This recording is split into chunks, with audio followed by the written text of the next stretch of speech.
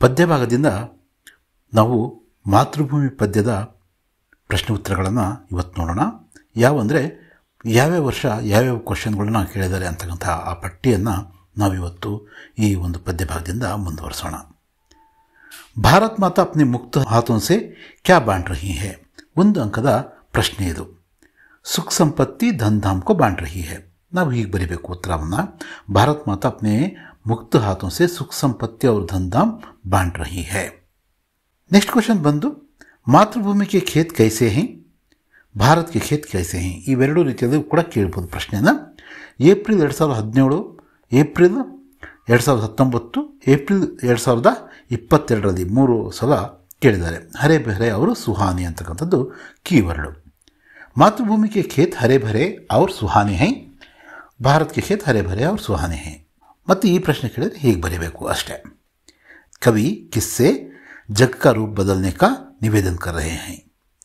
2016 ಜೂನಲ್ಲಿ ಬಂದಿರತಕ್ಕಂಥದ್ದು ಸಪ್ಲಿಮೆಂಟ್ರಲ್ಲಿ. ಭಾರತ್ ಮಾತಾ ಸೆ, ಕವಿ ಭಾರತ್ ಮಾತಾ ಸೆ ಜಗ್ ಕಾ ರೂಪ್ ಬದಲ್ನೆ ಕೆ ಲಿಯೆ ಪ್ರಾರ್ಥನಾ ಕರ್ ರಹೆ ಹೈ ಅಂತ ನಾವು ಬರೀಬಹುದು. ಕವಿ ಭಗವತಿ ಚರಣ್ ವರ್ಮಾ ಭಗವಾನ್ ಸೆ ಕ್ಯಾ ನಿವೇದನ್ ಕರ್ ರಹೆ ಹೈ. ಕವಿ ಭಗವತಿ ಚರಣ್ ವರ್ಮಾ ಭಗವಾನ್ ಸೆ ಜಗ್ ಕಾ ರೂಪ್ ಬದಲ್ನೆ ಕಾ ನಿವೇದನ್ ಕರ್ ರಹೆ ಹೈ. ಏಪ್ರಿಲ್ 2018ರಲ್ಲಿ 1 ಅಂಕದ ಪ್ರಶ್ನೆ. ಕವಿ ಕಿಸೆ ಪ್ರಣಾಮ್ ಕರ್ ರಹೆ ಹೈ.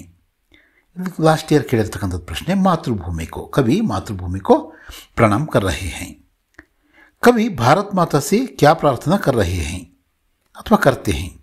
ಏಪ್ರಿಲ್ 20 ಮತ್ತು ಸೆಪ್ಟೆಂಬರ್ 20ರಲ್ಲಿ 2 ಸಲ ಕೇಳಿರ್ತಕ್ಕಂಥದ್ದು. ಜಗ್ ಕಾ ರೂಪ್ ಬದಲ್ನೆ ಕೆ ಲಿಯೆ कवि प्रार्थना करते हैं. ಇಲ್ಲಿ ನೋಡ್ರಿ, कवि भारत माता से जग का रूप बदलने के लिए प्रार्थना करते हैं.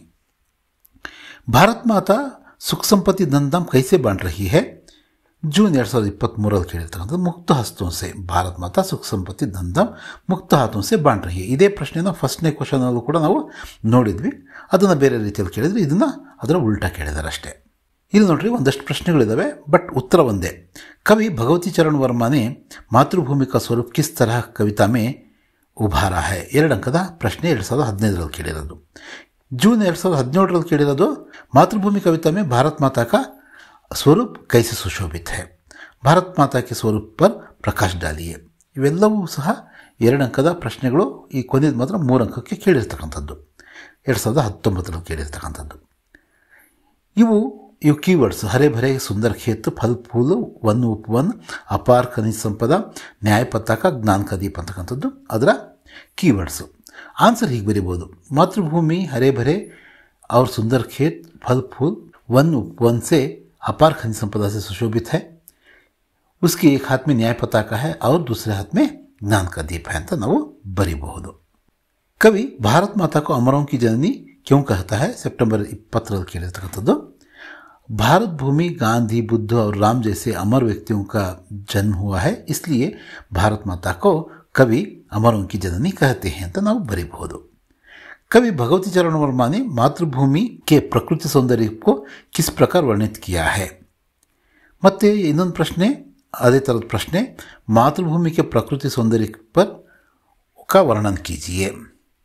ಮತ್ತೆ ನೋಡ್ರಿ, मातृभूमि कविता में प्राकृतिक समृद्धि का वर्णन किस प्रकार किया गया है. 2016 ಮತ್ತು 2017ರಲ್ಲಿ ಕೇಳಿರೋದು. मातृभूमि भारत माँ के प्राकृतिक सौंदर्य का वर्णन कीजिए. 18, 22 ಮತ್ತು ಜೂನ್ 22ರಲ್ಲಿ ಕೇಳಿರ್ತಕ್ಕಂಥದ್ದು.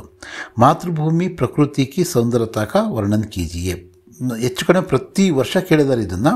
ಜೂನ್ 19, ಜೂನ್ 23 ಮಾತೃಭೂಮಿಗೆ ಪ್ರಾಕೃತಿಕ ಸೌಂದರ್ಯಕ ವರ್ಣನ್ ಕೀಜಿ ಅಂತ.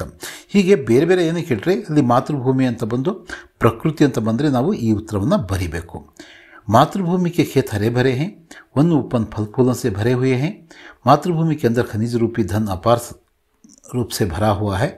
ಈ ಥರ ನಾವು ಆನ್ಸರ್ನ ಬರೀಬೇಕು. ಇನ್ನೂ ಒಂದು ಪ್ರಶ್ನೆ ಅದೇ ಉತ್ತರಕ್ಕೆ, ಮಾತೃಭೂಮಿ ಕಾ ಪ್ರಾಕೃತಿಕ ಸೌಂದರ್ಯ ಕೈಸೆ ಹೈ ವರ್ಣನ್ ಕೀಜಿಯೆ ಅಂತ 2017ರಲ್ಲಿ ಕೇಳಿರೋದು. ಇಲ್ಲಿ ಅನುರೂಪತೆಯ ಒಂದು ಪ್ರಶ್ನೆಗಳನ್ನು ಕೇಳಿದರೆ ಪತಾಕ ನ್ಯಾಯ ಕಾ ಪ್ರತೀಕ್, ದೀಪ್ ಜ್ಞಾನ ಕಾ ಪ್ರತೀಕ್. ಮಾತೃಭೂಮಿ ಕೆ ಒಂದು उपवन फल फूलों से भर, मातृभूमि के खेत हरे भरे. ಈ ರೀತಿ ನಾವು ಈ ಮಾತೃಭೂಮಿಯ ಇಷ್ಟು ಪ್ರಶ್ನೆ ಉತ್ತರಗಳನ್ನು ನಾವಿವತ್ತು ನೋಡಿದ್ವಿ. ಮುಖ್ಯವಾಗಿ 2 ಅಥವಾ 3 ಅಂಕಗಳಿಗೆ ಈ ಒಂದು ಪದ್ಯದಿಂದ ಪ್ರಶ್ನೆಗಳು ಇರ್ತವೆ. ಮತ್ತು ಎರಡನೆಯ ಒಂದು ಪದ್ಯ ಅಭಿನವ ಮನುಷ್ಯನಿಂದ ಮತ್ತೆ ಅದ್ರ ಬಗ್ಗೆ ಮಾತಾಡೋಣಂತೆ. ಧನ್ಯವಾದಗಳು.